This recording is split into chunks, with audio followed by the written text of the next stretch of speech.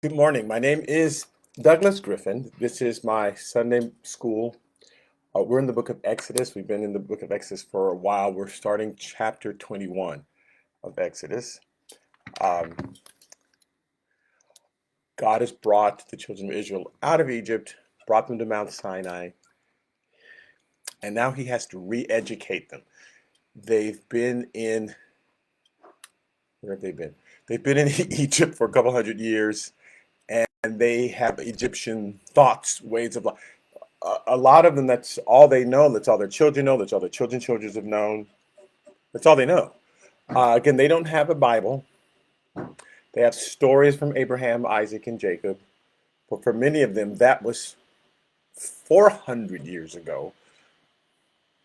So that would be like us living off the stories from 400 years ago, but with no book, just this oral history being passed down. So what they knew was Egypt. They knew Egypt thought. They knew how Egypt worked. They knew the rules in Egypt. And a culture that creates gods. And so God is beginning their re-education. So he brings them to Mount Sinai, and first he assumes that once he introduces his presence, and they see how incredible he is, and realize there were no gods in Egypt that ever manifested themselves and spoke, and there were idols, and again, God would call them dumb idols. I mean, they don't speak. It's like a rabbit foot doesn't speak to you or talk to you. You still have faith in it. I have faith that here's my lucky whatever, and you have faith in it, even though it's not alive. And God's saying, I'm not sure. Hey, Joey, I'm not sure you should have faith in. Well, no, God's really actually is sure.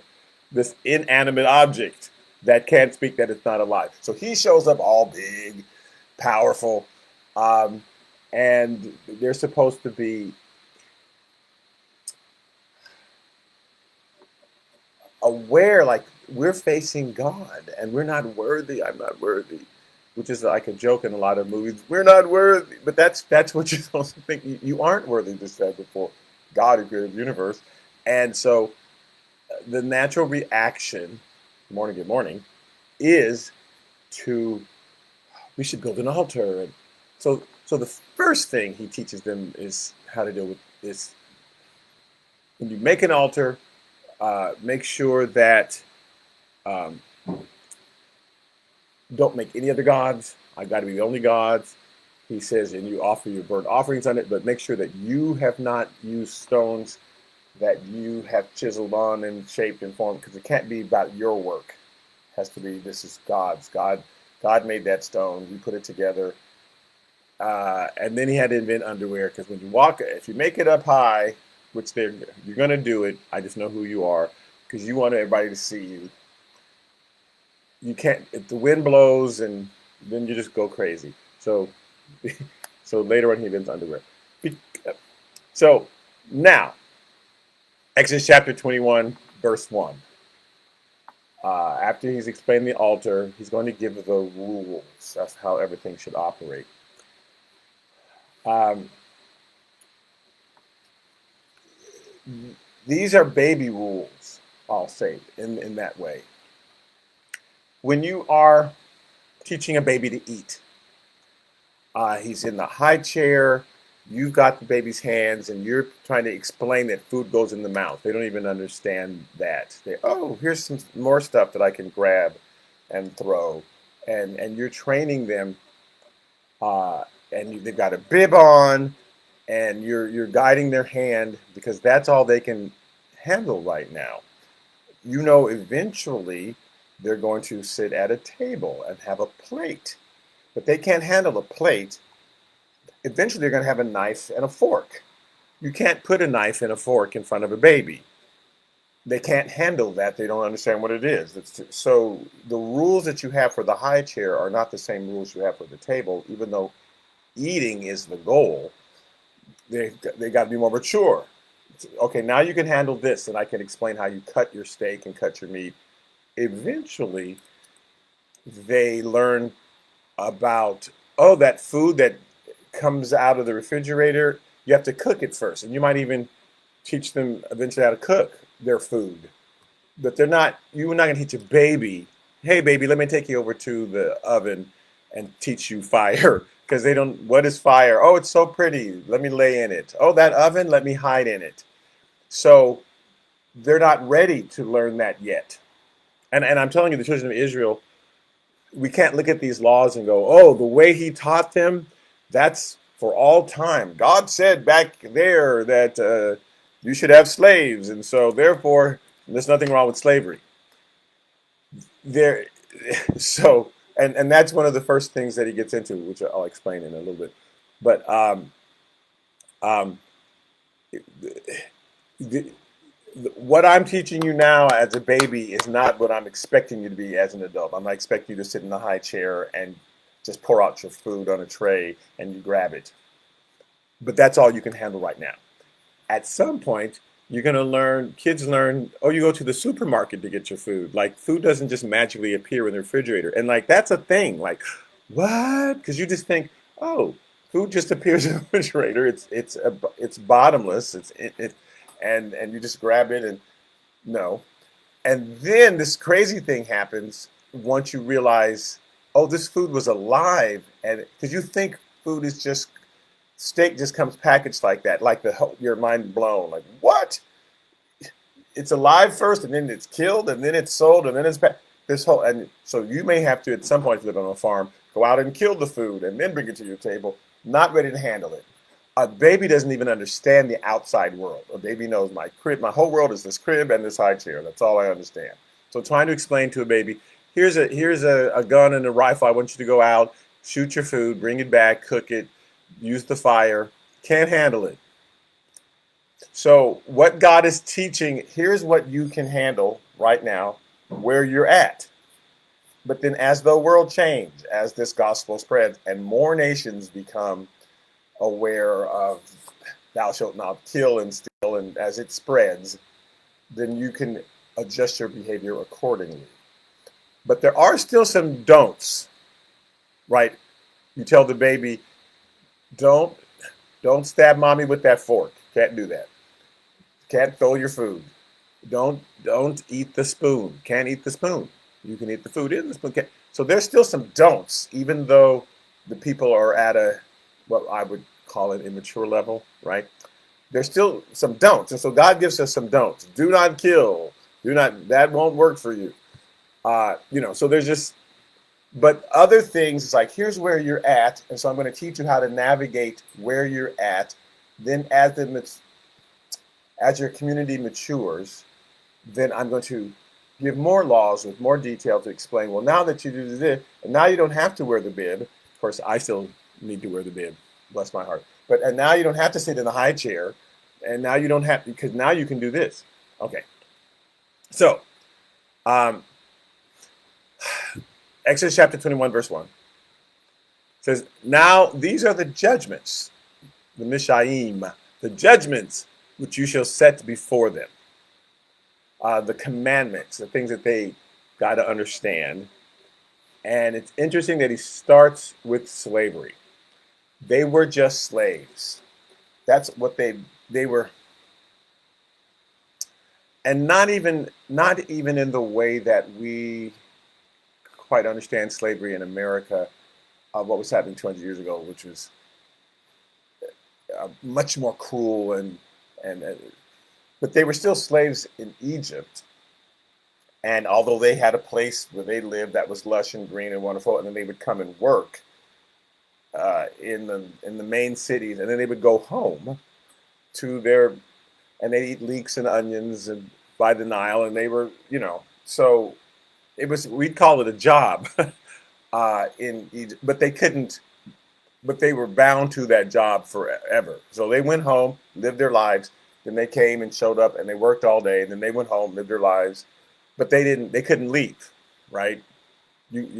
Until Moses spoke the words of God and said, let my people go, and then they were able to leave. So they had that sort of freedom. So they were slaves in that they didn't have freedom to leave, and they didn't have a choice of what the job was. But they were there for a couple hundred years. So God's saying, you have an idea of slavery as being about being somewhere for a couple hundred years. let me, because you're going to have slaves, because that's still, you're still in the baby stage. You're going to have slaves. Now, there's four reasons that they might have had a slave.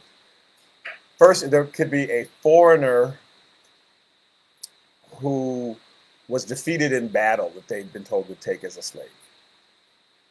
Um, so you might have a slave because you conquered some other nation.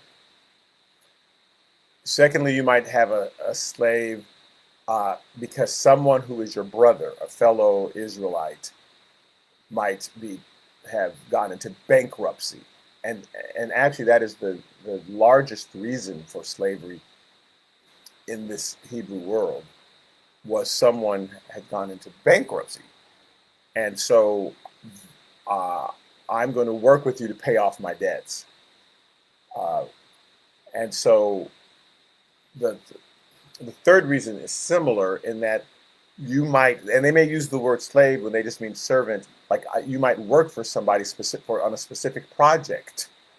So you're their worker. In a civilization where everybody did their own thing, where they plowed their own ground and grew their own grapes and their own cattle and sheep, every house was blessed to have their own. It was rare that somebody worked for somebody. So they called that slavery because you're having to work for somebody. Now you're not in bankruptcy, but this person is much more prosperous than you, and they're going to pay you to work for them, and then that money goes back to your family. You still get to go home, but you're working for somebody. They call that a slave, or they could use the word servant. We'd call it a worker. But that again was unusual in a culture where everybody just did their own thing. Nobody worked for anybody. So either you're there because of bankruptcy, and in which case you sold everything, you live with them, and you're there for a certain amount of time, or it's just a job.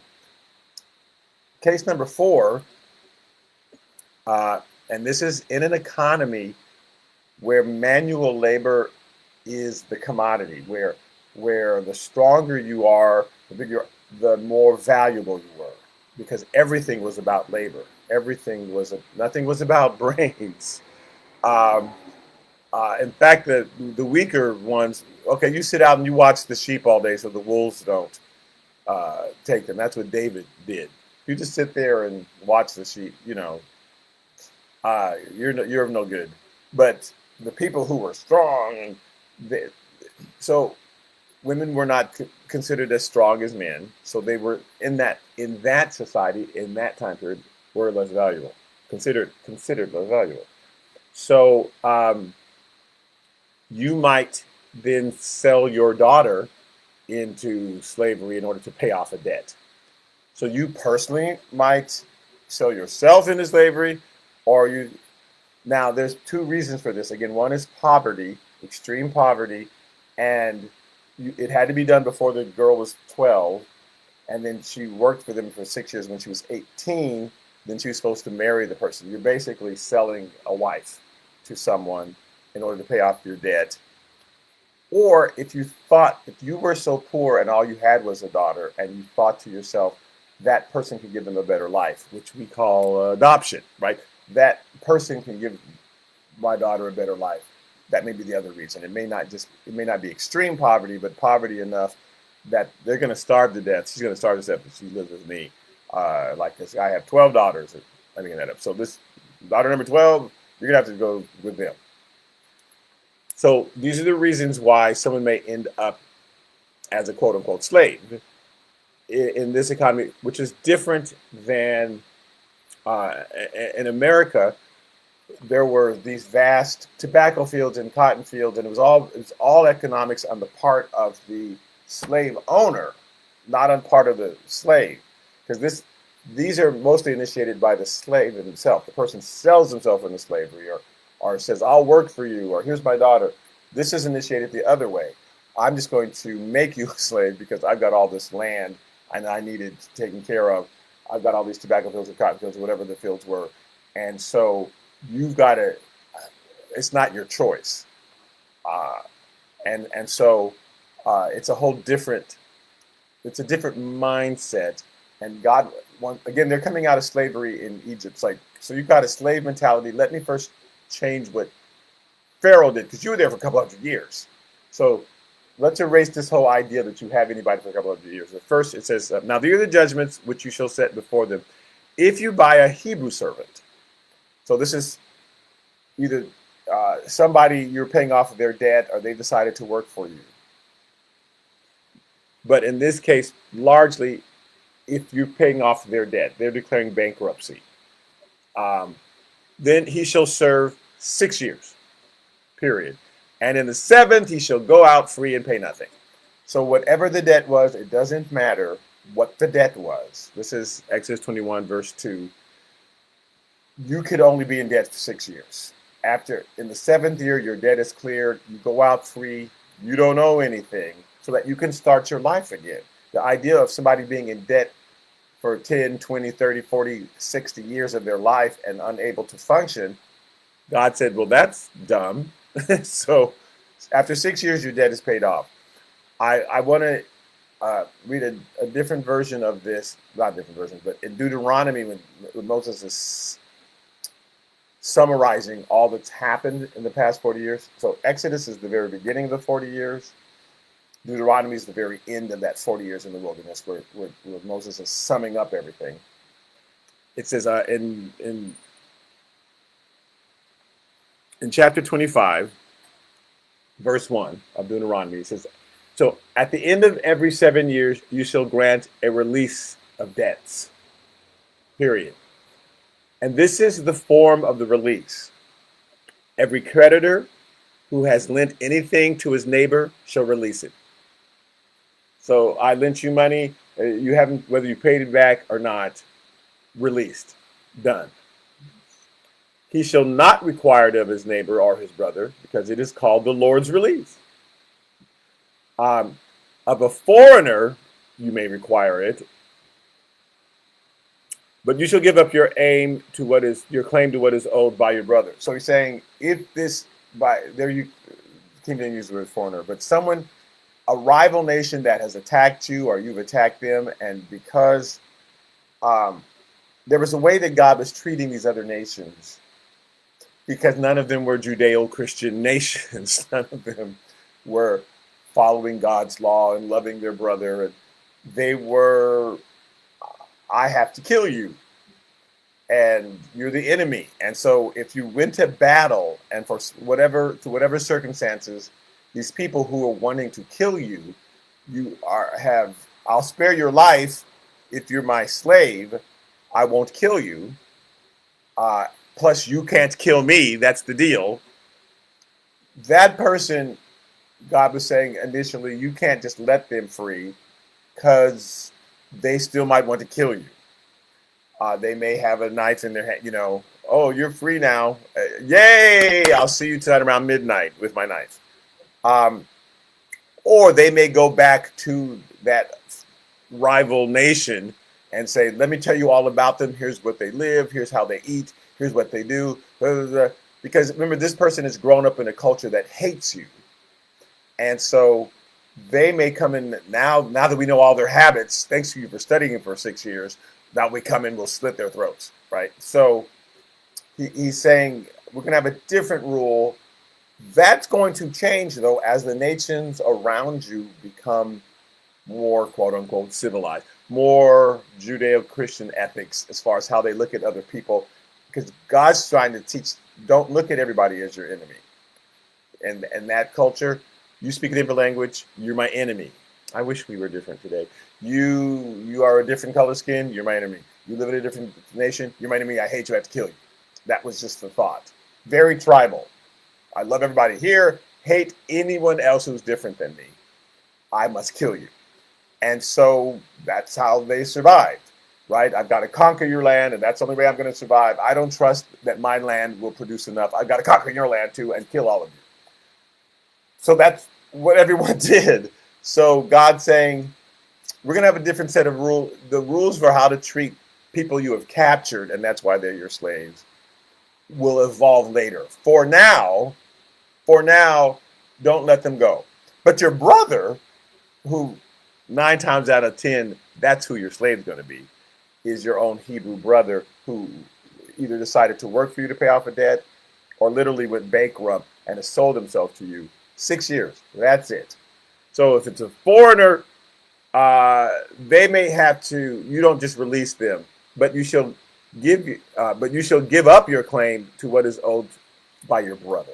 So after 6 years, let them go. Doesn't matter, except when there may be no poor among you, for the Lord will greatly bless you. So there could be where there aren't any poor. So there's no. And again, that was the reason for someone working for somebody else. It's based on that person's poverty, not based on the greed of the owner, right?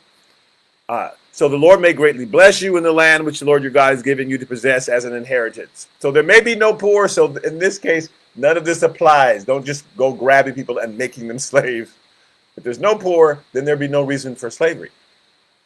It says, only if you carefully obey the voice of the Lord your God to observe with care all these commandments which I command you today, then you might be in this situation. It says, for the Lord your God will bless you just as he promised, and you shall lend to many nations, and you shall not borrow. So I'm going to get you to the point to bless you. If you're following everything I say to do, where you'll be in that type of situation, you'll be lending to them. You won't be poor enough to be captured by them and have to work for them. You'll actually be in a position to bless other people. You shall reign over many nations, but they shall not reign over you. So if you're following, and hopefully what I am teaching will trickle down to them. So it's okay that you reign over them because you're going to teach them my laws, my ways, and then you're creating friends. So as we began to look at other nations, even just in the last couple hundred years, those Britons, we share similar beliefs, and so we don't have to be enemies. Oh, look, the Germans who we were just fighting just 70 years ago, 80 years ago, oh, now we can actually be friends with them, and because we share beliefs with them, we share value system with them. So as these nations around you start to learn this value system, they'll be less likely to be your enemy. You won't have to worry about them. But for right now, these are the rules. If there's among you, I'm just still in Deuteronomy chapter 25, because he really explains this. So I'm in chapter 15, Deuteronomy 15. Those of you who are in 25 looking, going, what is he talking about? Sorry, Deuteronomy 15, verse 7. And this is just where he goes into more specifics that are not recorded in Exodus. If there is among you a poor man of your brethren within any of the gates of your land which the Lord your God is giving you, you shall not harden your heart nor shut your hand from your poor brother. Oh, that person's poor. How can I help them? Is supposed to be our attitude, our Christian attitude, our Jewish attitude, to help our brother, to not try to say, well, you got yourself in that situation, so you're going to have to get yourself out of it. Sorry, that's not, you're not supposed to harden your heart and think, well, I worked so hard for what I got, and you must have messed up, and so you got yourself in that situation. So God teaches that we're supposed to have compassion, right? You shall open your heart. You shall not harden your heart, shut your hand from your poor brother, but you shall open your hand wide to him and willingly lend him sufficient for his need, whatever he needs. This is Deuteronomy chapter 15. That was verse 8. Oh, you need this? In fact, Jesus said, if a man asks you for your coat, give him your cloak as well, or your shirt, give him your coat as well. I mean, help people, right? Give. I'll bless you. I will bless you back. You don't have to worry about it. If you're blessing others and helping them, I'll bless you. But if you're afraid to give to someone else, that means you don't trust that I'm going to. So then God gets frustrated. He's actually teaching us to trust him. You can afford to help somebody else because I've got your back. So you give to him, it says, sufficient for his need, whatever he needs. Beware lest there be a wicked thought in your heart saying, ooh, the seventh year, the year of release is at hand, and your eye be evil against your poor brother, and you give him nothing, and he cry out to the Lord against you, and it becomes a sin among you. So he says, so you're helping them. If they have to come work for you in order to pay off their debt, you're taking them into your home, you're feeding them, you're helping that person so that they can get on their feet. Don't think, the seventh year is coming where I'm going to have to release them. Like I was doing good. I had all these people working for me, and now what's going to happen? So I'm not going to feed them. I'm not going to clothe them. I'm not going to help this person anymore because the seventh year is coming where they're going to get to go free. So I better start saving up my money now. I know it's only the third year, but I'm going to make this person starve because I'm scared. That's when let me cut wages. Let me fire people because I'm scared because of this coming recession. God's like, so you're not trusting me. That's not good. So don't let it become a sin among you. You shall surely give to him, and your heart should not be grieved when you give to him. Because this thing, the Lord your God will bless you in all your works and in all which you put your hand. So give, but it's not just giving so that will help that person. It's our act of faith. It's why we give in church. It's why we give our tithe. It's like I can trust that I can give to other people because God is my source. So I'm teaching you how to trust in me more. And so I'm saying give to other people if they fall into whatever circumstances, put them in a situation and God has blessed you. The more you give, the more I'll give to you. Remember, press down, shaking together, running over, the Lord give if you give. Okay. For the poor will never cease from the land. Therefore I command you, saying, you shall open your hand wide to your brother, to your poor and your needy in your land. So there's always going to be people who are falling under whatever circumstances. Always. So I want you to learn to be this person who's always giving. Don't think, oh, I gave, oh, thank God, now there's no more poor people on earth. I've been giving the last 3 years. I'm tired of giving. Thank God I don't have to ever give again. He says, not kind of want to make this a lifestyle that you give. Our charities are kind of based on that. They'll send you renewals every year. Like, this has got to be a lifestyle. You get to the Red Cross every year. You get to the Bill every year. You know, this is a lifestyle that you give. And just know that I'm always going to replenish you. You're never going to not have poor. So don't think, oh, 6 years I did it and I have to do it no more. You'll always have to be in a position. I just want you to change your thinking. Then it says, again, this is in Deuteronomy 15. I'm just going over this part because he gives more specifics in Deuteronomy when he's summing everything up that he doesn't give in Exodus. Deuteronomy 15, verse 12. Now, if your brother, a Hebrew man or Hebrew woman, is sold to you and serves you 6 years, then in the 7th year you should let them go free from you. And when you send him away free from you, you shall not let him go away empty-handed. You shall supply him liberally from your flock, from your threshing floor, from your winepress, from what the Lord God has blessed you with, you shall give to him. So you don't just let him go, okay, thanks, bye. But you're supposed to, now here, let me bless you so that when you go, you can make it. We do that. We used to do that. We used to be good at that. Like, oh, this person has had whatever disadvantage for whatever reason, historically discriminated against, or they came from a war-ravaged country, or their house burned down, or whatever disadvantage we saw. We used to think, let's bless that person, let's help them so they can start over, not just help them, here's $1, but so that you can have your own life. We now kind of have an attitude like, well, that's not good for them. Now, again, someone who is perpetually, every year they have a new excuse for why they're in trouble, and it's just their lifestyle. Then then maybe it isn't good for you that you keep helping. Maybe there's a different lesson they need to learn. If you've known them for 80 years, and for 80 years in a row, this is constantly their lifestyle. But for someone who's just gotten in the position, we have what we call the social safety net to catch them so we can help them and then put them in a position so that they can now be successful. It's a principle that sometimes we've gotten away from. We sometimes are despising the poor or looking down at them. Well, it's your fault. And God's like, you're always going to have poor, so this needs to be your attitude. Okay.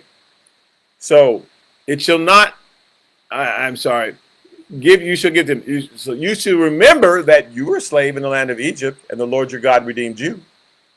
Therefore, I command you this thing today. So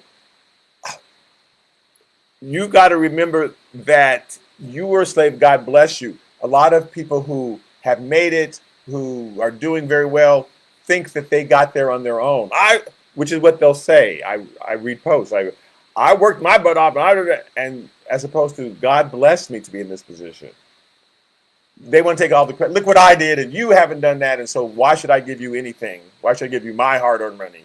And God's saying, no, you were a slave, and I redeemed you. You didn't free yourself. I'm the one that had put you in the position to get the power and everything. So because I did that for you, I want you to imitate me and do that for other people. God doesn't say, well, you got yourself in this position, I've been God for years now, and I've been trying so hard to stay God, and now you're trying to take my godness.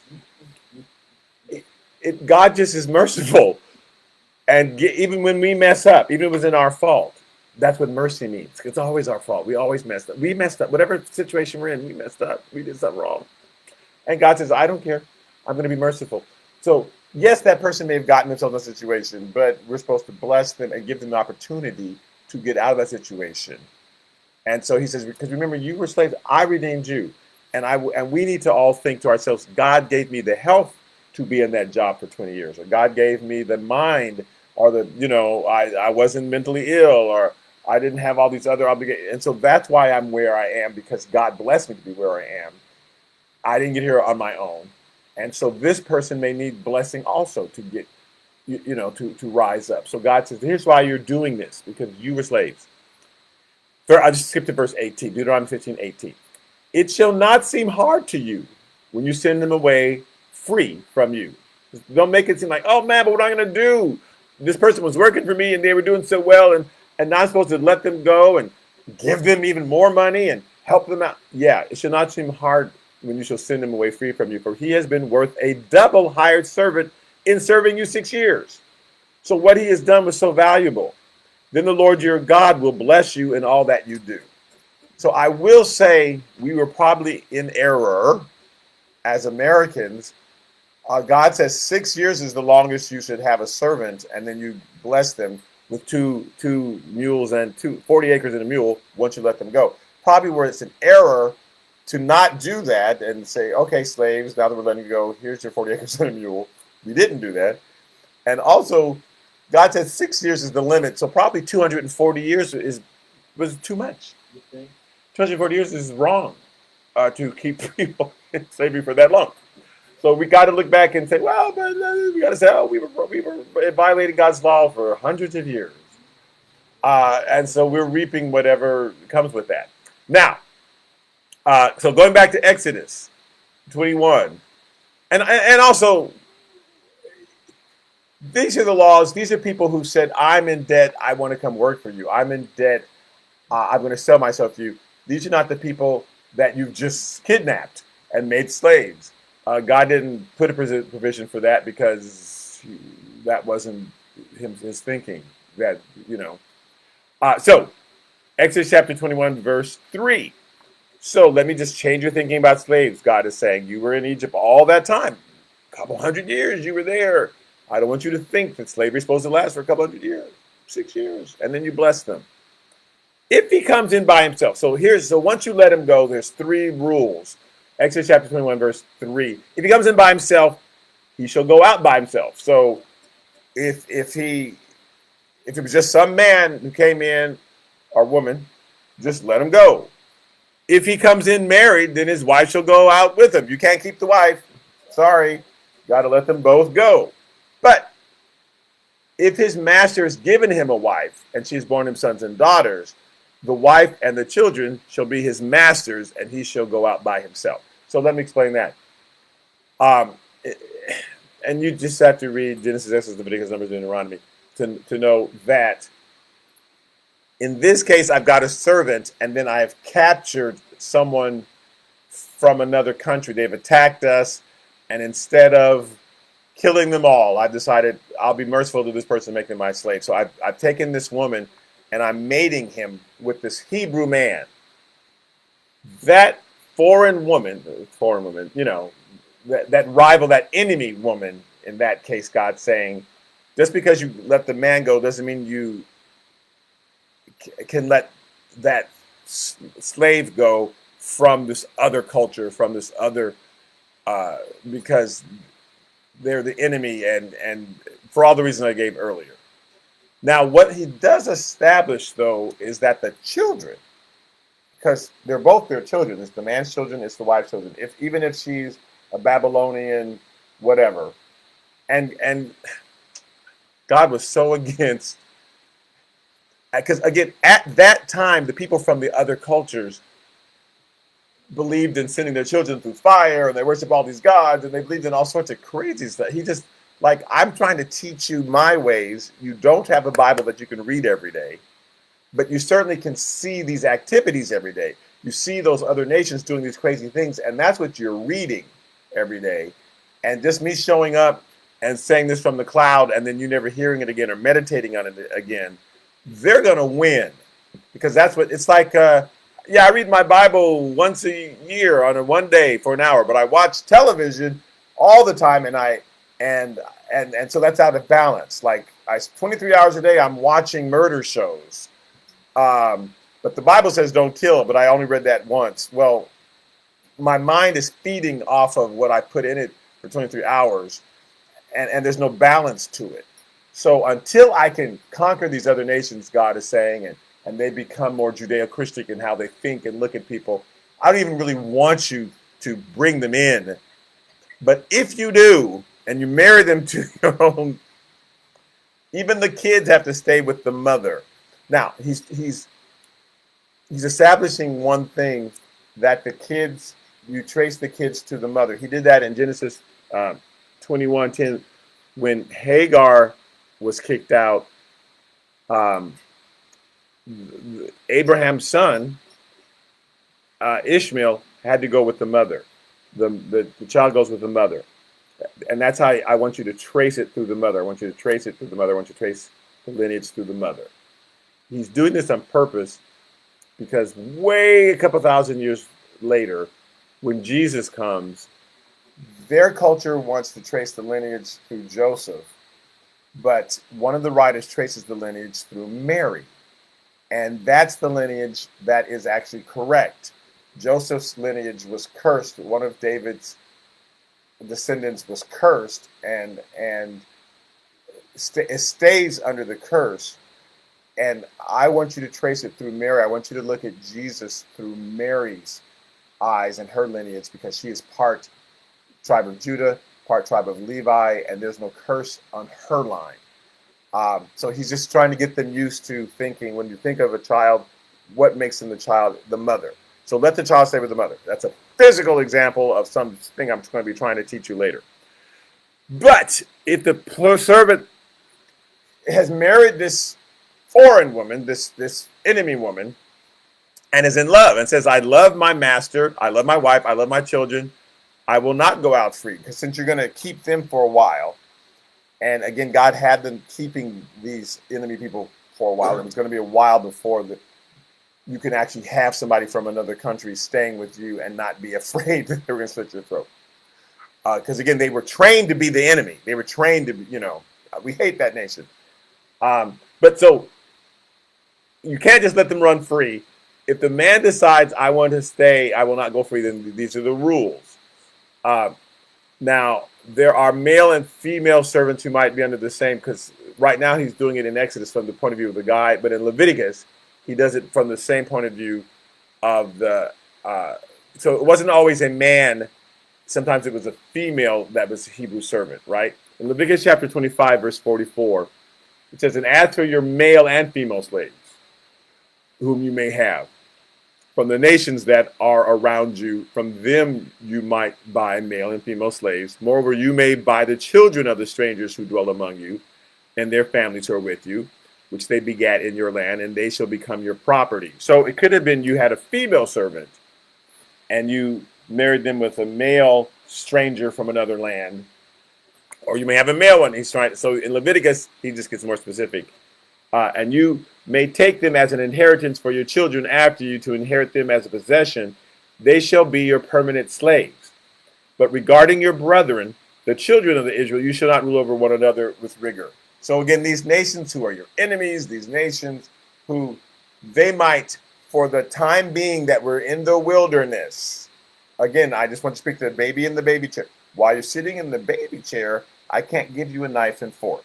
While you're sitting in the baby chair, I have to put the bib around you. While you're in the baby chair, we just pour your Cheerios right out on the tray. This is not for when you get to the table. When you get to the table, we're going to have different rules. You're still going to eat, but we have different rules. And then when you get old enough to cook your own food, then you can deal with fire. We're going to have different rules. But for right now, you can't touch the fire. But eventually you will be touching the fire because you're going to have to cook your food. But not right now. So these are for while you're in the wilderness for these 40 years, these are the rules. They're going to shift. So yes, you can make them your permanent slave because you can't release them back to their people because then they will just go give their scouting report and they'll come and wipe you out. So fine. So if somebody is married and says, but I'm in love with this person that's your permanent slave for the 40 years in the wilderness, then he can stay. That person can stay. Or it's the same way if it's a woman who married some man who the stranger from another land. You can't let the children and that person go yet. But if that Hebrew person who's married them wants to stay, they can stay.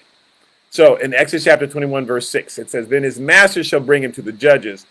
And it's saying him, but in Leviticus, it's him or her, right? So it's like Exodus is like the shorthand. And then as you get Leviticus and Deuteronomy, they expound on it.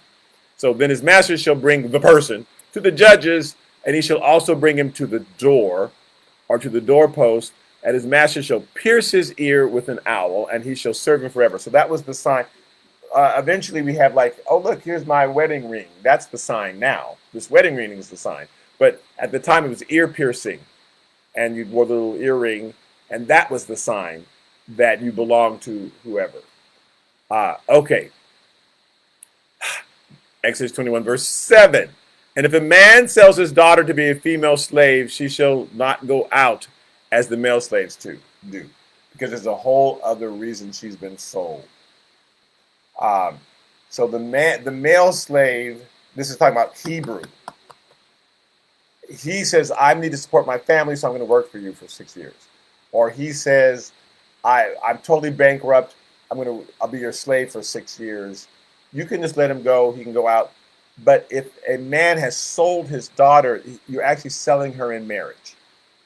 Again, you couldn't even sell her after she was 12. And then she was there for 16. Now she's 18.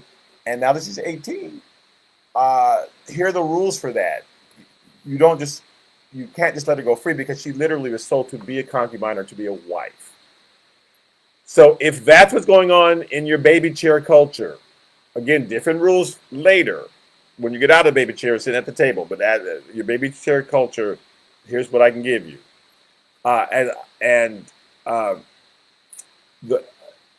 So you know that I don't think you think I'm making it up. But in Nehemiah chapter 5, verse 3, they give kind of an example of this. Of a man being in a position where he has to sell his own daughter just to pay his debts.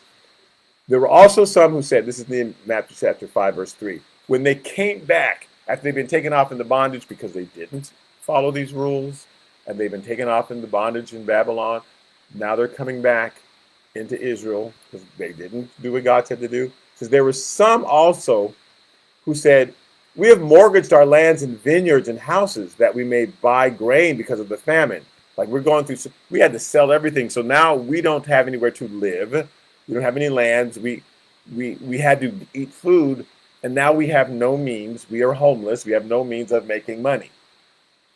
So there were also those who said, we have borrowed money for the king's tax on our lands and vineyards. So we're in debt because of the taxes. We didn't have enough. We weren't making enough money as it was, and then we paid the taxes to the king, and now we have no money. It says, yet now our flesh is as the flesh of our brethren, our children as their children, and indeed we are forcing our sons and our daughters to be slaves because we are so poor. We have to do this. And some of our daughters have been brought into slavery. Is it not in our poverty to redeem them, for other men have our lands and our vineyards? Like, there's nothing we can do about it. So I'm just explaining. So this is the situation where we had to sell because it was the only way we could eat. So if this is a situation, and again, they felt that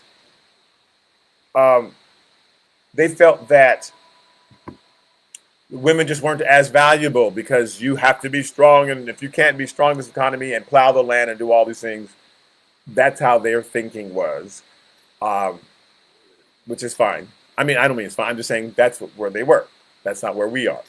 Exodus chapter 21, verse 8. Okay. I'm just going to go to 10. And then so If she does not please her master, so you're about to let it's now 6 years.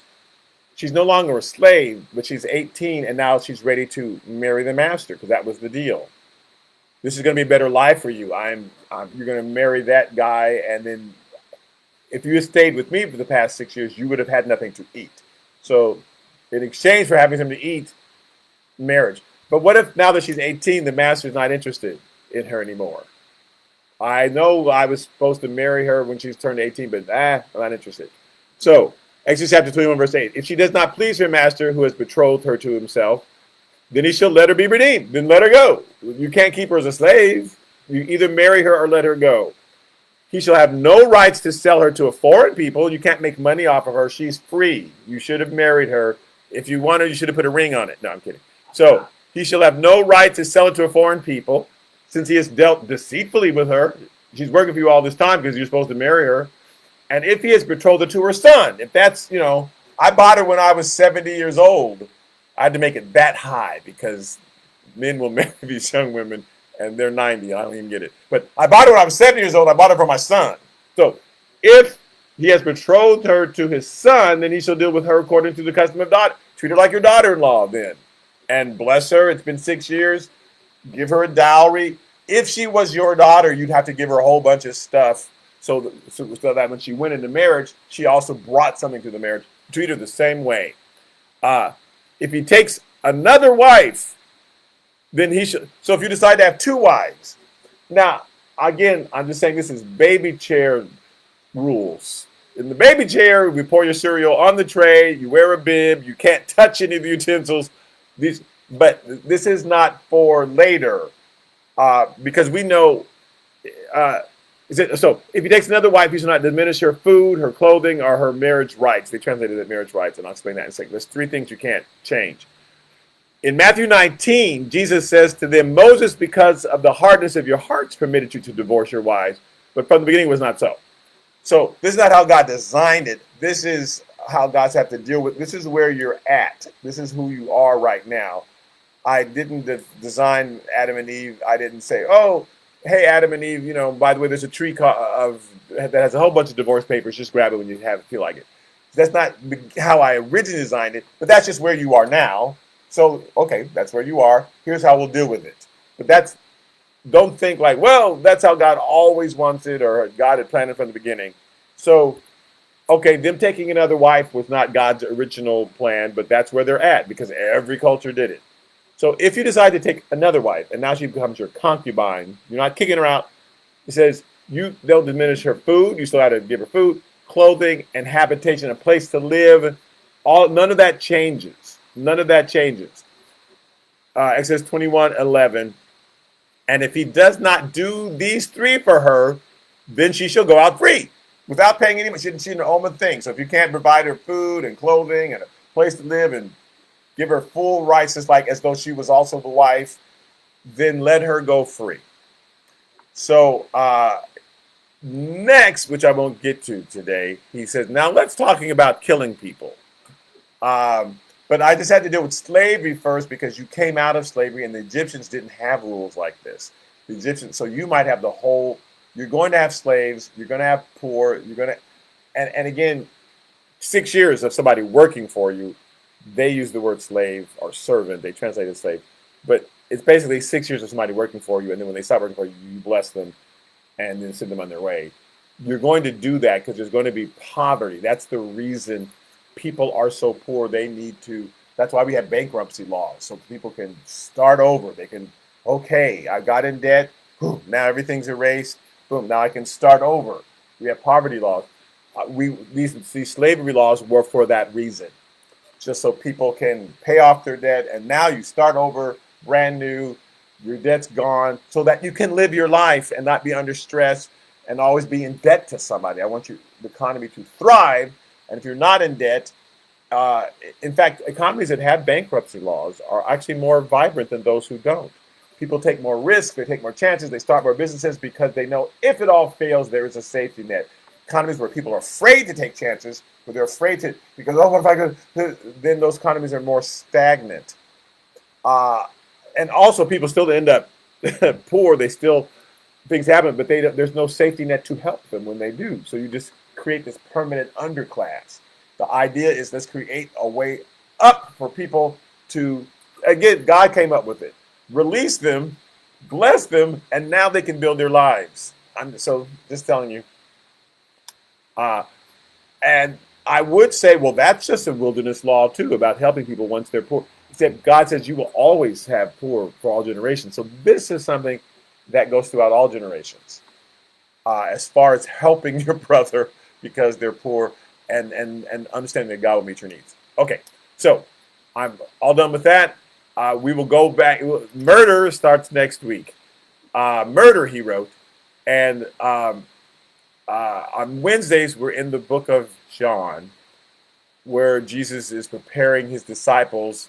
In 3 days, I'm going to go to the cross. And these are the next 10 chapters of John are all about the conversations that Jesus had with the disciples that only John got. The other disciples are like, I don't know why he's saying all this because we're about to go conquer the Romans. So I don't know what he's talking about. So John, fortunately, was listening to these conversations. None of the other books, Matthew, Mark, or Luke, have these conversations that John has because he's the only one that got it. Okay, so we are, I'm ending now. I'll see some of you on Wednesday, and the rest I'll see on next Sunday. And thank you so much for tuning in.